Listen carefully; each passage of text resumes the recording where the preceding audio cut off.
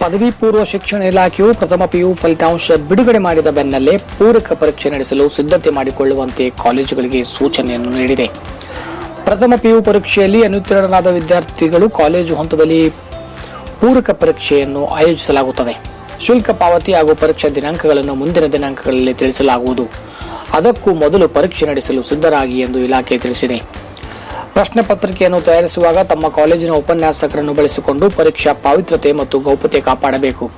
ಇದರಲ್ಲಿ ಲೋಪಗಳು ಕಂಡುಬಂದರೆ ಕಾಲೇಜಿನ ಪ್ರಾಂಶುಪಾಲರನ್ನೇ ಹೊಣೆಗಾರರನ್ನಾಗಿಸಿ ಸೂಕ್ತ ಕ್ರಮ ಕೈಗೊಳ್ಳಲಾಗುವುದು.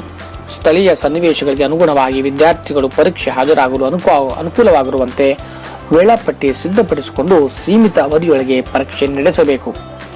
ಕೊರೋನಾ ಹಿನ್ನೆಲೆಯಲ್ಲಿ ಅನುತ್ತೀರ್ಣಗೊಂಡ ವಿದ್ಯಾರ್ಥಿಗಳನ್ನು ದೂರವಾಣಿ ಮೂಲಕ ಸಂಪರ್ಕಿಸಿ ಪರೀಕ್ಷೆಗೆ ಹಾಜರಾಗುವಂತೆ ಮಾಡುವ ಜವಾಬ್ದಾರಿ ಪ್ರಾಂಶುಪಾಲರದಾಗಿರುತ್ತದೆ ಎಂದು ಪಿಯು ಇಲಾಖೆಯ ನಿರ್ದೇಶಕಿ ಶ್ರೀಮತಿ ಕನಗವಲ್ಲಿ ಅವರು ಸೂಚಿಸಿದ್ದಾರೆ.